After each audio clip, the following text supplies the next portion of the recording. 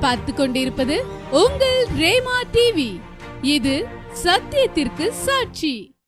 காடுகளில் பல நாடுகளில் என் ஜனம் சிதறுண்டு சாகுவதா, பாடுகளில் பல நாடுகளில் என் ஜனம் சிதறுண்டு சாகுவதா, பாடுபட்டேன் அதற்காகவுமே, தேடுவோர் யார் என் ஆடுகளை, மந்தையில் சேரா ஆடுகளே, எங்கிலும் கோடி கோடி உண்டே, சிந்தையில் ஆன்ம பாரம் கொண்டே, தேடுவோம் வாரீர் திருச்சபையே, மந்தையில் சேரா ஆடுகளே. ஸ்தோத்தரிக்கிறோம் ஆண்டவரே, நன்றியோடுமை துதிக்கிறோம், ஸ்தோத்தரிக்கிறோம் அப்பா. தகப்பனே, இந்த நாளிலும் இந்த மிஷனரி பயணம் என்கிற தலைப்பிலே ஆண்டவர் எங்களோடு கூட நீர் பேசும்படியாய் ஜெபிக்கிறோம். நாங்கள் கண்டவைகளையும் கேட்டவைகளையும் உங்களுக்கு நாங்கள் அறிவிக்கிறோம் என்று யோவான் சொன்னது போல ஆண்டவரே உமக்கு நன்றி. மிஷனரி பணித்தளத்திலே நடைபெறுகிற நாங்கள் நேரடியாய் கண்டதும் கேட்டதுமான காரியங்களை உங்கள் நடுவிலே பகிர்ந்து கொள்ள ஆண்டவர் இந்த நேரத்திலே எங்களுக்கு கிருபை தார், ஆசீர்வதியும். இயேசு கிறிஸ்துவின் நல்ல நாமத்தில் ஜெபிக்கிறோம் எங்கள் அருமை பிதாவே, ஆமேன் ஆமேன். பிரியமானவர்களே, ஆண்டவரும் அருமை இரட்சகருமான இயேசு கிறிஸ்துவின் இனிதான நாமத்தினாலே உங்கள் யாவருக்கும் என்னுடைய அன்பின் வாழ்த்துக்கள்.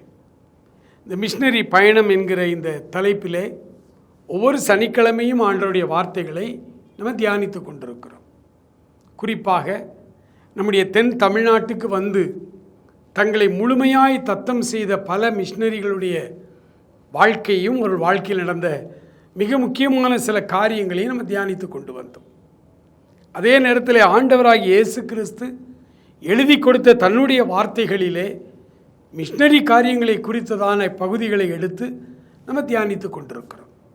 அப்படி போல இன்றைக்கு நாங்கள் கடந்த ஈஸ்டர் பண்டிகை கொண்டாடும்படி, அதை ஏழைகள் நடுவிலே ஆதிவாசிகள் நடுவிலே எங்களுடைய அன்பை ஷேர் பண்ணும்படி நாங்கள் கடந்த வாரம் சத்தீஸ்கர் மாநிலத்தில் உள்ள கொண்டா என்கிற பணித்தளத்திற்கு நாங்கள் போனோம்.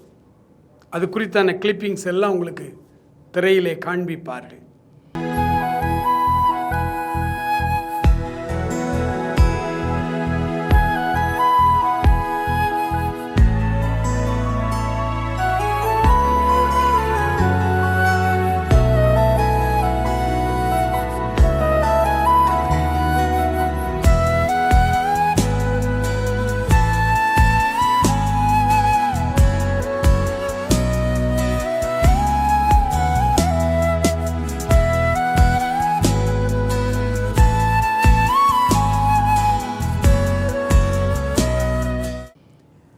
நாங்கள் போன பொழுது 5ஆம் தேதி, நமக்கு இந்த வருஷம் ஏப்ரல் 5ஆம் தேதி ஈஸ்டர் பண்டிகை. 2ஆம் தேதி காலையிலே நாங்கள் கிளம்பினோம். நானும் என்னுடைய மனைவியும் மாத்திரம் போகும்படியாக இருந்தது.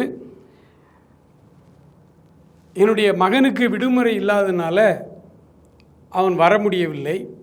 நாங்கள் 2 பேரும் மாத்திரம் இங்கிருந்து பிரயாணத்தில் போனோம். போன வருடம் 2025 வருடம் ஏப்ரல் 3ஆம் தேதி அதிகாலையிலே ஸ்ட்ரோக் என்கிற ஒரு கொடிய வியாதியினாலே என் மனைவி பாதிக்கப்பட்டாள். அதிகாலை வேளையிலே அவளுக்கு ஸ்ட்ரோக் வந்தது. ஒரு அரசு மேல்நிலை பள்ளியிலே ஆசிரியராக, அறிவியல் ஆசிரியராக பணியாற்றி கொண்டிருந்த அவர்கள் அதிகாலையிலே வலது பக்கம் முழுவதும் செயலிழந்து வாய் பேச முடியாமல் முழுமையான ஒரு அட்டாக்கில் அவர்கள் பாதிக்கப்பட்டிருந்தார்.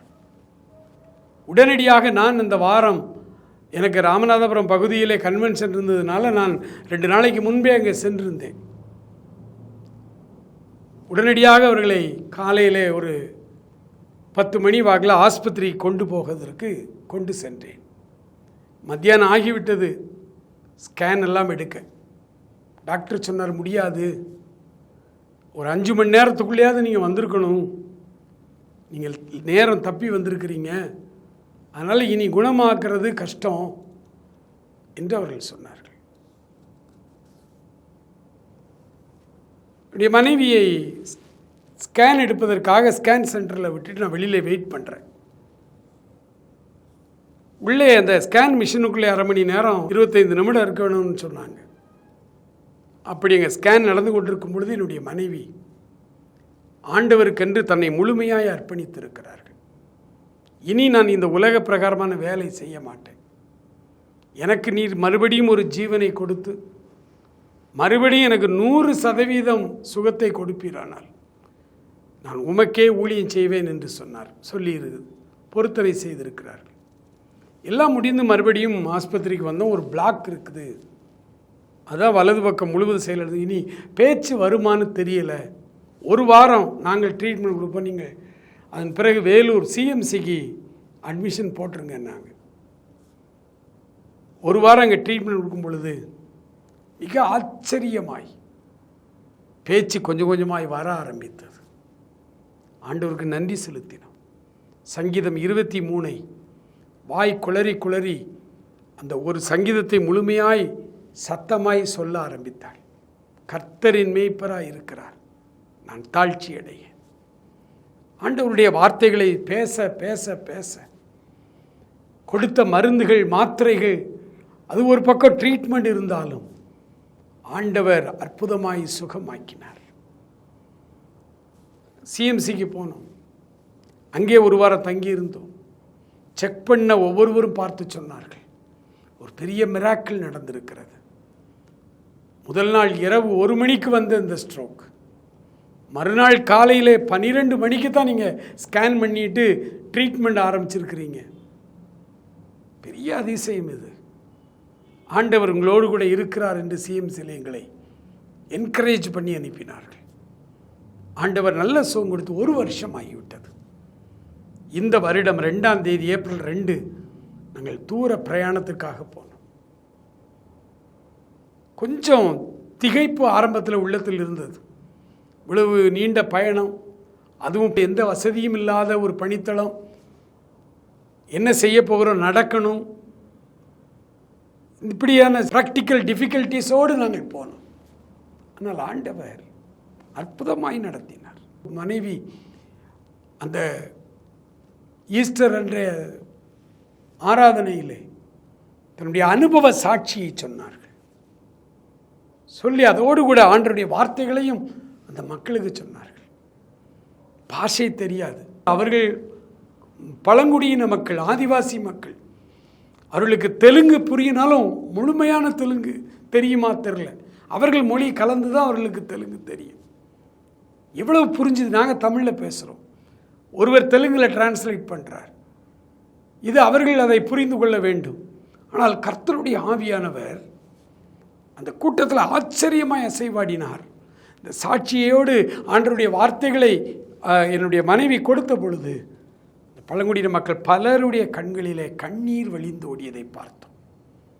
எனக்கு அன்பானவர்களே, ஆண்டவர் 5ஆம் தேதி அந்த ஈஸ்டர் ஆராதனையிலே அநேகரை தொட்டு அவர்களை ஆண்டவர் அவருக்குள்ளாக ஸ்திரப்படுத்துவதற்கான வார்த்தைகளை கொடுத்தார்.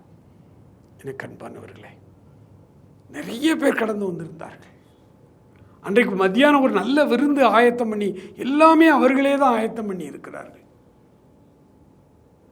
மத்தியானம் ஒரு ஐக்கிய விருந்து வைத்திருந்தோம். ஆராதனை முடிந்து அந்த ஐக்கிய விருந்திலும் நாங்கள் கலந்து கொண்டோம். மனதிற்கு மிக சந்தோஷமான ஒரு சம்பவம்.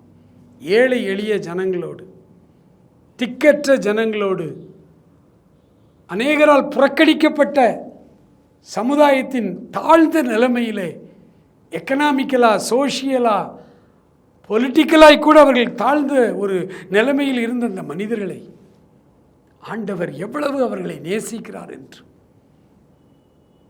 இந்த ஈஸ்டர் ஆராதனையிலே, அதை தொடர்ந்து அங்கே நாங்கள் செய்த அந்த ஊழியங்களிலே நாங்கள் பார்த்தோம். பிரியமானவர்களே, இங்கே ஒரு அருமையான சிறுமி, பக்கத்தில் ஒரு கிராமம், அது ஆந்திரா பார்டருக்கு வந்துடும். அதில் வீராபுரம் என்று ஒரு அருமையான ஒரு சின்ன கிராமம். அந்த வீராபுரம் கிராமத்திலே ஒரு பிள்ளை, அவளுக்கு 14-15 வயது இருக்கும், மிஞ்சி போனான், சிறுமி. அவளுக்கு சுகர் வியாதி கிடையாது. ஆனால் சுகர் புண்ணு இந்த குழி புண்ணுன்னு சொல்லுவாங்க. அப்படி ஒரு காலில் ஒரு பெரிய குழி புண்ணு, பார்க்கவே அருவருப்பாக இருக்கக்கூடிய, காலெல்லாம் அப்படி கருப்பாக மாறி அவ்வளோ பெரிய புண்ணு. ஆனால் அங்கிருந்த நம்முடைய மிஷினரி பால் விஜயன், அவர்களுடைய சொந்தக்காரரே ஒரு மிஷினரி தான், ராமாராவ். இவர்கள் போய் அங்கே ஜெபிக்க ஜெபிக்க ஜெபிக்க எண்ணெய் பூசி ஜெபிக்க வந்தார். ஒரு மாதத்திற்குள்ளாக அந்த புண்ணெல்லாம் அப்படியே மூடி, அந்த கலரெல்லாம் மாறி அந்த பிள்ளை நன்றாய் மாறி போனாள். 5ஆம் தேதி இரவு, ஈஸ்டர் அன்று இரவு அந்த கிராமத்திற்கு இரவு கூட்டம் நடத்த போனோம். அந்த பிள்ளை முதல் வரிசையில் வந்து அமர்ந்திருந்தாள். ரொம்ப ஆச்சரியமாக இருந்தது.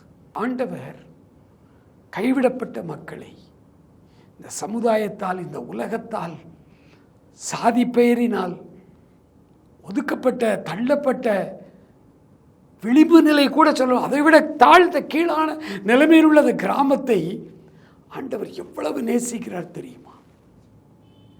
அந்த மக்கள் இந்த ஆண்டவருடைய அன்புக்காய் ஏங்கி நின்று கொண்டிருக்கிறார்கள். அவர்களுக்கு நடுவிலே இந்த அன்பை நாம் சொல்லும் பொழுது உற்சாகமாய் ஏற்றுக்கொள்ளுகிறார்கள். அந்த கிராமத்தில் அதி சீக்கிரத்தில் இப்போ 4 குடும்பங்கள் ரட்சிக்கப்பட்டிருக்கிறார்கள். அதி சீக்கிரத்தில் அந்த கிராமத்தில் ஒரு ஆராதனை கூடம் கட்ட வேண்டும். அந்த கிராமத்தில் மற்ற கிறிஸ்தவர்கள் யாருமே அங்கே கிடையாது. அதிகமான எதிர்ப்புகளும் அங்கே நமக்கு இல்லை. ஏனென்றால் ஆண்டவர் இந்த கிராமத்திற்கு நன்மை செய்கிறார், வியாதியஸ்தர்களை குணமாக்குகிறார். ஒவ்வொரு மீட்டிங் நடத்தும் பொழுதும் அங்கே வியாதிகள் சுகமாகி கொண்டிருக்கிறது. ஆகவே மக்கள் ஆர்வத்தோடு, முதல் தலைமுறை மக்கள் ஆண்டவரை ஏற்றுக்கொண்டு வருகிறார்கள். அடுத்த முறை கர்த்தருக்கு சித்தமானால் அக்டோபர் மாதம் அங்கே ஒரு ஆராதனை கூடத்தை எழுப்ப நாங்கள் திட்டமிட்டிருக்கிறோம். அதற்காக நீங்களும் ஜெபிக்கும்படி உங்களை அன்போடு வேண்டிக் கொள்ளுகிறோம். ஒருவேளை எங்களுடைய இந்த மிஷினரி பணியில் ஆர்வமோடு தாங்க வேண்டும் என்று 2-3 பேர் என்னோடு கூட தொலைபேசியில் கடந்த நாட்களில் தொடர்பு கொண்டார்கள். அண்ணே, நீங்கள் வட இந்தியா போகிறீங்க, ஊழியம் செய்கிறீங்க, நாங்கள் ஏதாவது உங்களுக்கு உதவி செய்யணுமான்னு கேட்டாங்க. சொன்னேன், அண்ணே நான் ஈஸ்டருக்கு போகிறேன், நான் போயிட்டு வந்து உங்கள்கிட்ட சொல்கிறேன் அப்படின்ட்டுருக்கு. எனக்கு அன்பானவர்களே, அந்த மக்களை ஆண்டவர் நேசிக்கும் பொழுது நாமும் அவர்களை நேசிக்க கடனாளிகளாக இருக்கிறோமே. காடுகளிலே பலவிதமான ஒரு கொடுமையான நிலைமையிலே அவர்கள் வாழ்ந்து கொண்டிருக்கிறார்கள். அவர்களுக்கு ஒரு நல்ல வீடு கிடையாது, ஆராதிப்பதற்கு நல்ல ஒரு ஆலயம் கிடையாது. ஆனால் அவர்கள் ஆண்டவரை ஏற்றுக்கொண்டிருக்கிறார்கள்.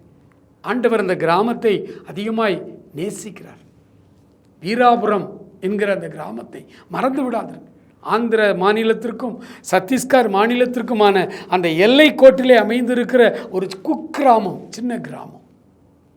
அந்த வீராபுரத்தை ஆண்டவர் நேசிக்கிறார். அந்த மக்களை அதிகமாய் நேசிக்கிறார்.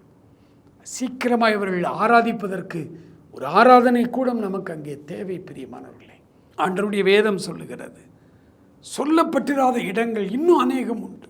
வீராபுரத்துக்கு பக்கத்தில் இன்னும் கிராமங்கள் இருக்கிறது. அந்த கிராமங்களுக்கெல்லாம் சொல்வதற்கு ஆட்கள் இல்லை. ஆண்டவர் அன்றைக்கே சொன்னார், அறுப்பு மிகுதி, ஆட்களோ கொஞ்சம்.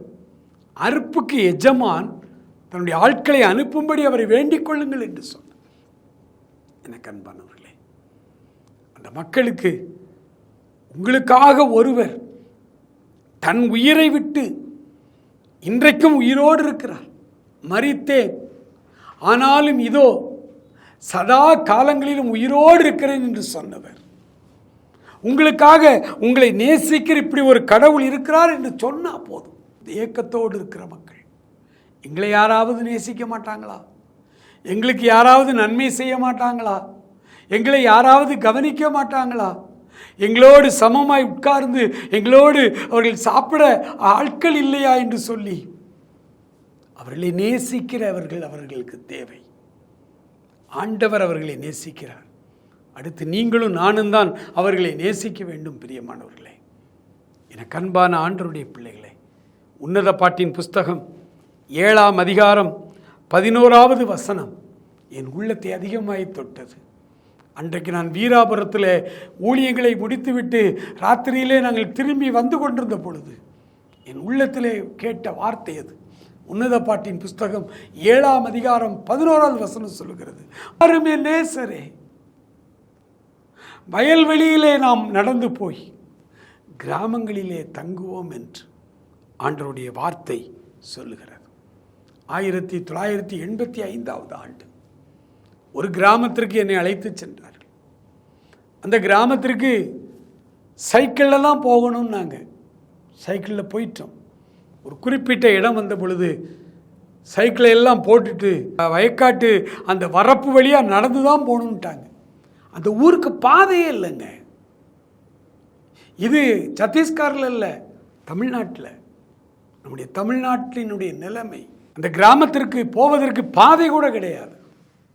சுற்றிலும் வயக்காடு, நெல் விளையும் பூமி, மத்தியில் ஒரு 20-25 வீடு. இது ஒரு கிராமம். அங்கே ஓரியூர் பக்கத்தில் இருக்கிறது. நான் சொல்வது இப்போ 40 ஆண்டுகளுக்கு முன்பு. இன்றைக்கு எந்த அளவுக்கு வளர்ச்சி அடைந்திருக்கிறது எனக்கு தெரியாது. அன்றைக்கு அந்த கிராமத்திலே போய் ஊழியம் செய்தோம். அந்த கிராமத்தில் போய் நாங்கள் பாட்டு பாட ஆரம்பித்த பொழுது அங்கே வேலை செய்து கொண்ட எல்லா பெண்களும் ஆண்களும் ஓடி வந்தார்கள். அந்த 20-25 கிராம அந்த வீடுகளுக்கு எல்லாம் குடிசை வீடு, அது மத்தியில் ஒரு கிரவுண்டு, அந்த கிரவுண்டிலே நின்று நாங்கள் ஜெபித்த பொழுது அநேகருக்குள் அசுத்த ஆவிகள் அலறி ஓடியது. அவர்கள் சுகமடைந்தார்கள், முழுமையான சுகமடைந்தார்கள். அவர்களோடு அமர்ந்திருந்த பொழுது காஃபி கொடுத்தார்கள். அதில் ஒருவர் கேட்டார், எங்கள் வீட்டு டம்ளரில் நீங்கள் காஃபி குடிப்பீங்களா? தீண்டாமை. நான் சொன்னேன், உங்களை தேடி தான் இயேசுநாதரே வந்திருக்கிறார். உலகத்தை படைத்த கடவுளே உங்களை நேசிக்கிறார். நாங்கள் எம்மாத்திரம், கொடுங்கள் என்று வாங்கிய சாப்பிட்டோம். அவர்களுக்கு ஒரே சந்தோஷம். எங்களை நேசிப்பதற்கு, எங்களை சொந்த பிள்ளையாய் பார்ப்பதற்கு ஒரு ஆண்டவர் இருக்கிறாரா அப்படின்னா அவரை நாங்கள் அப்பான்னு கூப்பிடலாமா?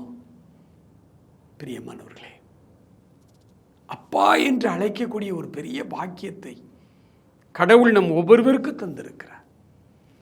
அவர் பாருங்கள், கிராமங்களிலே போய் தங்குவோம் என்று சொல்லுகிறதை பாருங்கள்.